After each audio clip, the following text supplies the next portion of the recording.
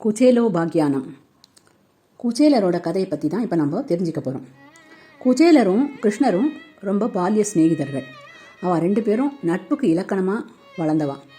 அவளோட நட்பு இந்த கதை மூலியமாக உங்களுக்குலாம் என்னென்னு தெரியப்படுத்த போகிறேன். குச்சேலர் அவரோட இயற்பெயர் சுதாமன் தான் அவரோட பேர். கிருஷ்ணர் எப்போவுமே சுதாமான் தான் குச்சேலரை கூப்பிடுவார். குச்சேலர்ன்ற பேர் எப்படி வந்ததுன்னா, குச்சேலர் ரொம்ப ஏழ்மையான குடும்பத்தில் பிறந்தார். அதனால் அவர் கிழிஞ்ச துணி, அழுக்கான துணி அப்படி தான் உடுத்தின்னு இருப்பார். அந்த கிழிஞ்ச துணி, அழுக்கான துணி உடுத்தின்றவர்களுக்கு குச்சேலர்னு ஒரு அர்த்தம்னு சொல்லிட்டு சொல்கிறார். கிருஷ்ணர் யாதவ குலத்தில் செல்வ செழிப்பாக வளர்ந்தாலும் அவர் அரண்மனை வாசியாக இருந்தார். இது உங்களுக்குலாம் தெரிஞ்சது தான். ஆனால் இவா ரெண்டு பேருமே சாந்திப்பனி குருகுலத்தில் ஒன்றா படிச்சுட்டு இருந்தா. அப்படி படிச்சுட்டு இருக்கும்போது குரு என்ன சொல்கிறாலோ அதை தட்டாமல் நடந்துட்டு அங்கே பாடம் கற்றுட்டு இருந்தான். ஒரு நாள் குருகுலத்தில் எப்போவுமே பாடம் படிக்கிற எல்லாரும் போய் காட்டில் விறகு உடச்சி எடுத்துன்னு வரணும் கொடுக்கணும் குருக்கு. குரு விறகடுப்பில் சமைச்சு சாப்பாடு கொடுப்பார். அதை சாப்பிட்டு தான் இவாளாம் குருகுலத்தில் குருக்கிட்ட பாடம் படிச்சுட்டு இருந்தான். அப்படி ஒரு நாள் விறகு எடுக்க போகும்போது நல்ல மழை வந்துடுது. மழை வந்த உடனே என்ன பண்ணுறதுனே தெரியல. ஒரு மரத்து கீழே போய் ஒடுங்கி ரெண்டு பேரும் நின்றுட்டு இருந்தான். யாரு? கிருஷ்ணரும் சுதாமாவும். ரொம்ப நேரம் நின்றுந்தும் மழை விடவே இல்லை. பசியோ தாங்க முடியல கிருஷ்ணருக்கு. குச்சேலரை பார்த்து சிரிச்சுட்டே, எனக்கு ரொம்ப பசி வந்துடுது, நம்ம எப்போ தான் போய் விறகு எடுத்துட்டு இந்த ஈர விறகை வச்சு குரு சமைச்சு நம்மளுக்கு கொடுத்து சாப்பிட போகிறோமோ தெரியல, பசியே தாங்க முடியலடா எனக்கு அப்படின்னு சுதாமாட்ட சொன்னார். சுதாமா நான் கிளம்பும் போதே உனக்கு இந்த மாதிரி ஒரு நிலைமை வந்தால் என்ன பண்ணுறதுன்னு சொல்லிட்டு ஒரு கைப்பிடி அவளை எடுத்துன்னு வந்திருக்கேன், அதை உனக்கு முடிச்சு போட்டு வச்சுருக்கேன், உனக்கு தரேன் நான், நீ சாப்பிடுங்க. கிருஷ்ணருக்கு பரம சந்தோஷம் வந்துட்டான்.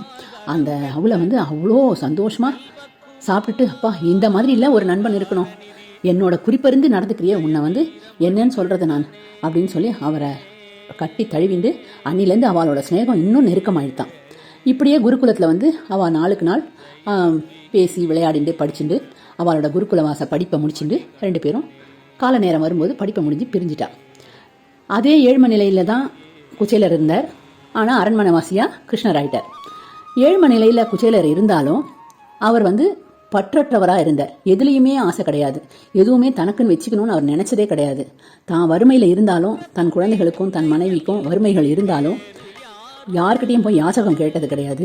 ஐயோ நம்மளுக்கு இப்படி இருக்கே அப்படின்னு கவலைப்பட்டதும் கிடையாது. பகவான் படைச்ச நம்ம எப்படியும் அவரே வழிகாட்டுவார் அப்படின்ற ஒரு நெறியிலேயே வாழ்ந்துட்டு இருந்தார். அப்படி நாளுக்கு நாள் இருந்துகிட்டே இருக்கும்போது ஒரு நாள் வீட்டில் ரொம்ப வறுமை தாண்டவம் ஆடி குழந்தைகள்லாம் பசியில் அழ ஆரம்பிச்சிருக்கு. அப்போ சுசீலை சொன்னா, சுதாமாவோட மனைவி, உங்களோட நண்பர் தான் அரண்மனை வாசின்னு சொல்கிறேலே, நீங்கள் போய் அவர்கிட்ட ஏதாவது கேட்கக்கூடாதா? இப்படி குழந்தைகள்லாம் கஷ்டப்படுறாளே, நம்மளோட கஷ்டத்தை சொல்லி எதனா வாங்கிட்டு வரக்கூடாதா அப்படின்னு சொல்கிறார். அதெல்லாம் நான் போய் கேட்க மாட்டேன், நான் என் வறுமையை சொல்லிலாம் நான் கேட்க மாட்டேன் அப்படின்னு சொல்லிட்டேன். நாளுக்கு நாள் வறுமை ஜாஸ்தியானா ஒரு நாள் இவருக்கே பார்த்து பொறுக்க மாட்டாமல், சுசீலை, நான் போய் என் நண்பன் கிருஷ்ணனை பார்த்துட்டு வரேன், ஆனால் நான் என் குடும்பம் வறுமையில் இருக்கோ, பசியில் வாடுறதுன்னோ, என் குழந்தை மனைவிலாம் கஷ்டத்தில் இருக்கானோ சொல்லி நான் எதுவுமே கேட்க மாட்டேன். நீ சொன்னையேன்னு வேணா நான் என் நண்பனை போய் நான் பழகின நாட்களை நினச்சிட்டு என் நண்பனை போய் ஒரு வாட்டி பார்த்துட்டு வரேன் அப்படின்னு சொல்லி கேட்டான். சுசீலைக்கு ரொம்ப சந்தோஷம். அப்படியா, சரி போயிட்டு வாங்கோ, கிளம்புங்கோ அப்படின்னா. உடனே அரண்மனை வாசின்றீங்கோ, கையில் எதுவும் எடுத்துன்னு போகாமல் போனால் எப்படி? உங்கள் நண்பர் வேற அவர், கொஞ்சோண்டு அவள் வச்சுருக்கேன், அதை எடுத்துன்னு போங்கன்னு சொல்லிட்டு ஒரு கைப்பிடி அவள் எடுத்துன்னு அவரோட மேல் உத்திரியத்தில் போட்டு மூட்டை கட்டி கொடுத்து, இதை எடுத்துன்னு போயிட்டு வாங்கன்னு சொல்லிட்டு சொன்னான். அவரும் மேல் தளப்பில் முடிச்சு கட்டிட்டு நடந்து போனார். போனால் அரண்மனை வாசலில் போனவுடனே காவலாளி யார்ப்பா நீ, ஒரே அழுக்கு துணியாக போட்டு இப்படி நிற்கிற, எங்கே உள்ளே போக பார்க்குற, வெளியில் போ அப்படின்னு. நான் கிருஷ்ணனோட பால்ய சிநேகிதன், நானும் அவனும் ரொம்ப கட்டி பிடிச்சி விளையாடினவா, நீங்கள் கிருஷ்ணர்கிட்ட போய் சொல்லுங்க, நான் சுதாமா வந்திருக்கேன்னு சொல்லுங்க, கிருஷ்ணர் ஓடி வந்துடுவாருங்க அப்படின்னு சொன்னாங்க. நீ ஒரே அழுக்கு துணியை கந்தலமாக போட்டுருக்க, நீ போய் கிருஷ்ணருக்கு பால்ய சிநேகிதனா, என்ன சொல்கிற நீ இங்கேயே நில்லு, உள்ளெல்லாம் வராத, நான் வேணா போய் சொல்கிறேன் அப்படின்னு சொன்னேன். சரின்னு உள்ளே போய் கிருஷ்ணர்கிட்ட சொல்லலான்ட்டு இப்படி போகும்போதே ஞானத்தில் கிருஷ்ணருக்கு தெரிஞ்சு அவரே ஓடி வந்துட்டாராம்.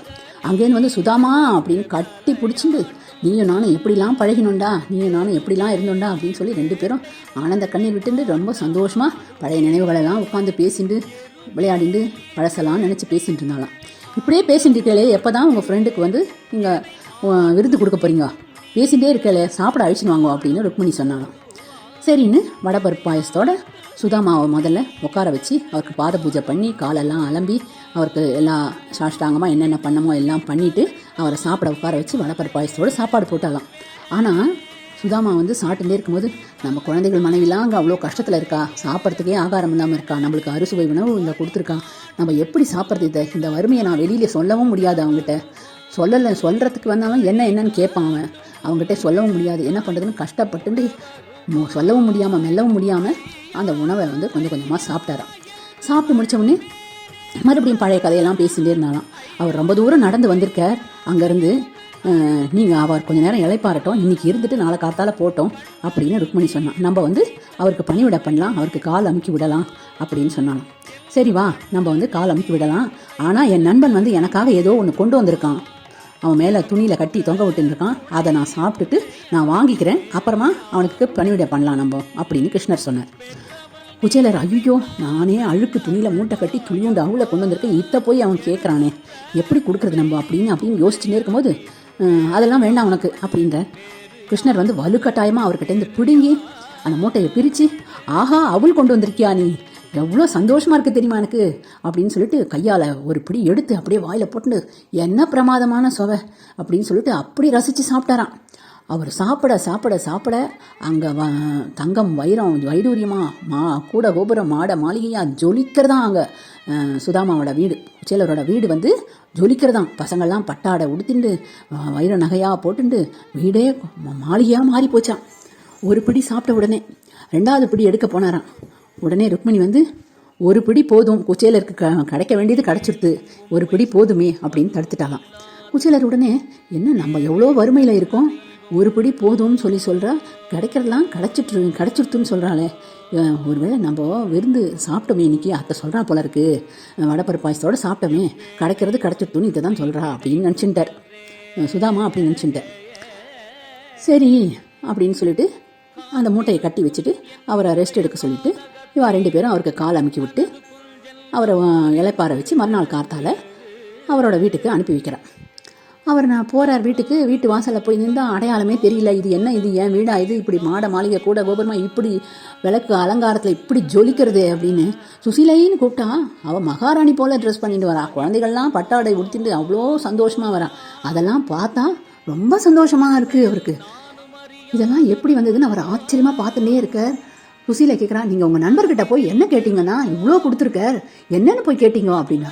நான் கேட்டேனா, நான் எதுவுமே கேட்கலையே, கேட்காம கொடுக்குறவன் தாண்டி கண்ணன், கருணை உள்ளம் கொண்ட வண்டியவன், குறிப்பறிந்து செய்கிறவன் தாண்டி கண்ணன் அப்படின்னு குச்சேலர் சுசீலை கிட்ட சொன்னார். அப்படின்னு சொன்ன உடனே இந்த கதை மூலியமாக உங்களுக்கெல்லாம் என்ன புரியுறது, ஒருத்தர் எவ்வளோ நாள் பழகினாலும் நாம் பழசை மறக்கக்கூடாது, பழைய நண்பன்ற அந்த உறவை மறக்கக்கூடாது. நம்மக்கிட்ட எவ்வளோ கோடியாக கொட்டி பணம் இருந்தாலும் அதை இல்லாத வாழ்க்கை கொடுத்து அந்த பணம் மற்றவாளுக்கு உபயோகமாக இருக்குது பாருங்க, அந்த தருணம் தான் நல்ல தருணம். கிருஷ்ணனோட கருணை உள்ளம் மாதிரி நம்மளோட உள்ளம் கருணையால் ரொம்ப பிரகாசமாக இருக்கணும். பழசை என்றைக்குமே மறக்கக்கூடாது. நம்மளோட பணம் நம்மக்கிட்ட இருந்து நமக்கு பிரயோஜனமாக இருக்கிறத விட இல்லாத ஏழை எளியவருக்கும் நம்மளோட பழகின பழைய உறவுகளை மறக்காமல் அவர்களுக்கும் கொடுத்து உதவுறதுல தான் நம்மளோட வாழ்க்கையே சிறக்கும் அப்படின்னு இந்த கதை மூலியமாக நமக்கு பாடம் உணர்த்துறது. இதுதான் குச்சேலோபாக்கியானம்னு குச்சேலரால் நாம் தெரிஞ்சுக்கிற கருத்து.